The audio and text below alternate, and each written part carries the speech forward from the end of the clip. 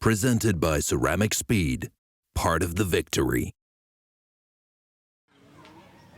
Welcome back to Breakfast with Bob from a beautiful Challenge Denmark and Legoland. We are brought to you by Ceramic Speed. My next guest from Denmark, Thomas Strange. Is that correct? Yeah, that's pretty good. Pretty good, name, because I know it's spelled Strange, so typical American would be Thomas Strange. That's an easy one for us, but Strange is how it's pronounced. Yeah, pretty close. Yeah. So talk a little bit about growing up. What were your sports? As most kids do in Denmark, I started playing soccer. Yes. But only for a year or two, because I'm not that great with the ball. Okay. But I started doing competitive swimming around 10 or 8, or 11, 10 or 11 years old. Yeah. And so you swam through high school and into college too? Yeah, actually, once I started college, I stopped because I then was part of the national triathlon short distance team. So you got into triathlon fairly young? Yeah, I started as 14 years old. And you're 21 now? Yeah. So you've been basically doing this for 30 of your life. You've been doing this triathlon thing. Yeah, exactly. So what was it about triathlon that drew you, that you liked? Well, I was always good at running for longer distance, Yeah. not sprint at all. Yeah. But and both my parents have been triathletes. Really? Yeah, my dad was national champion on the Ironman and national record holder for 4 years. So did he came to Kona then? Yeah, once he was, and my mother too. And did you come and watch? No, I wasn't born yet. You weren't born yet. I love that. So, as a young guy in the sport, were you thinking Ironman and that type of stuff early on, or ITU short distance? Definitely Ironman was the inspiration because that was all I know. Yes. I knew, yeah. I didn't know about short distance until I actually started doing triathlon. Because I know my parents did the full distance. They did Ironman. Yeah. And people from Denmark probably knew Ironman more than the ITU. Yeah. The ITU is not well known in Denmark, and definitely not 10 years ago. Exactly. So, when you got in the triathlon, how long was it before you jumped into longer distances, like the 70.3? Was last year the first year? Yeah, last year was the first year, yeah. I did 4 half distance last year. 4 from not doing any? Yeah. Now, in the meantime, are you at that point still racing? Are you racing the ITU circuit and trying to potentially go in the 2016 Olympics? Yeah, I'm mainly doing the ITU circuit still. But my level is not good enough to reach the Olympics in 2016. Maybe 220, but... So how do you balance that? Because obviously you love the longer distance. Yeah, that's more for me. So because you're a really, really good cyclist, and sometimes the cycling gets a little neutered when you do Olympic format racing. Yeah, most of the time. So this year I got to do the Madrid Olympic distance European Cup, and that has a hill on the bike course. So that was good for you. Yeah, that was very good for me, and I think I'm going to pick those kind of races with a more challenging bike part. Yeah. So for this race here at Challenge Denmark, does this course suit you? Yeah, it's okay. I think I'm best at riding uphill, but not on the time trial bike. Right. So this is great. Unfortunately, guys like Martin Jensen and Henrik Hylelund are going to be very fast, but I'm going to try to keep up as long as I can. And so are those the guys that you're focused on? Yeah, and of course Dirk Buckle too. Yes. Yeah, and also the German guy Markus Fach. Yes. Yeah. Yes. He's coached by Michael Kruger. So there's some really good talent. Faster. Talk a little bit about your 6th place last year, the ITU race in Mallorca. That was an important race for you. Yeah, definitely. It was my first time doing the half distance outside of Denmark. Yes. It was quite a lot different. The bike parts especially was very dynamic. I couldn't just keep my 300 watts or whatever. Because the people were racing. Yeah, they were racing, exactly. I wasn't alone as I used to be. Yeah. So people were almost attacking, and yeah, you had to keep up because 10 meters is still an advantage to, yeah. No question. When you look at what's happening in this country, you have Challenge Denmark, you've got Ironman Copenhagen. It seems like the sport is really growing in Denmark.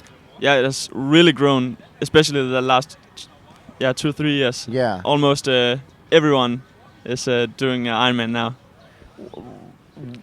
Ultimate goal for you is to move to the Ironman distance, and is that something that you see happening before before your Olympic career is over? How do you balance both of those? As of now, I'm mainly training is 100% focused on Olympic distance. Okay. Yeah, and then. So not really on the time trial bike. You're on the road bike. No. I only did 2 weeks up to this race on the time trial bike because before that I had Olympic distance races. But right. In the future, I'm definitely going full focus on the half and full distance. But there, guys like Tim Don and Frodeno, they have been very great at the Olympic distance before they moved. So I think I have to stay at the Olympic distance. That's a really good point. Quite a few years still. I think by building the speed, that speed carries over. Yeah, definitely. And I need a bit more speed before I'm ready to. Right. And the other side of it is with you got the Brownlees and you got Javier Gomez, the bike ride is a bike ride. Yeah. Back in the day, it was a fast swim and a fast run, and people sort of sat in a little bit on a bike, but no longer. No. They are really strong, those guys. What would it mean to you to win the race tomorrow? I mean, this is a pretty good field. It's in your home country. Did you grow up near here? No, I grew up like an hour's drive from okay. here. So, but my dad actually lived here once. Is that right? Yeah. But it would mean quite a lot. It would definitely be the biggest achievement I've done yet in a sports triathlon. At this point, is the ITU Mallorca race, that half Ironman last year, half distance, is that 6th place? You look at that as your most important race? Yeah. I would say it was the hardest field I've competed in. So yeah. Do you get, when you look at this field and have you raced Martin before and some of the other guys, or will this be your first time? Yeah, I have raced the Danish guys before, all of them. Yes. I actually raced Martin Sunday on the sprint distance. Did you get him? No, he won. I was second. Okay. Oh, that's all right. It was sprint finish. No, because we started like with a minute in between. Oh, time trial. It was time trial, yeah. A time trial triathlon. Yeah, sprint distance. Wow. Yeah, we have that each year. So they start a minute apart on the swim. Yeah. And then, so you really don't know. No, not until you're done. The finish line. So you just have to go. Full speed all the way, yeah. And you like that? Yeah, that's where I learned that my strength is on the bike. When I was 15, I was faster than the 20-year-olds already. On the bike? Yeah. Now, had any of the local coaches tried to recruit you to just be a bike rider? I was a bike rider when I was from 12 years old to 14, 15 years old. But then I started doing triathlon. And you like that more? Yeah, that was... The nice thing about triathlon, even with the Olympic format, in two of the sports, it's you and you, right? The swim and the run. Yeah. You don't sit in on a bike. And so that's good stuff. Yeah.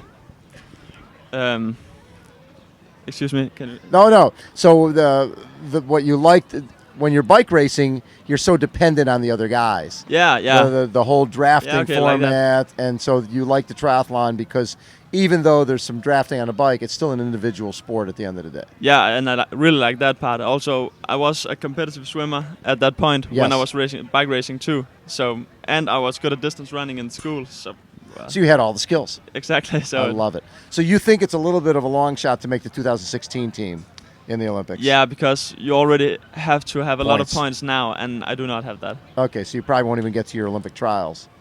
No, actually we do not have that. Oh, they do a selection? Yeah. Okay. So. And the rest of your season, what will the rest of your season look like? The next focus after this race will be the U23 Olympic European Championships. Yes. At the end of July in Spain. Yes. And after that, there's a couple of maybe a World Cup. Yeah. And stuff like that. And after September, I guess I will have another go at a half distance race, international. And you know which one that'll be? Not yet. Not yet. Maybe Lanzarote. Love it. Thomas, thanks so much for taking time. It's really nice to get to know you. 21 years old. Yeah, you too. You got the sport laid out in front of you. You're going to be doing some great things.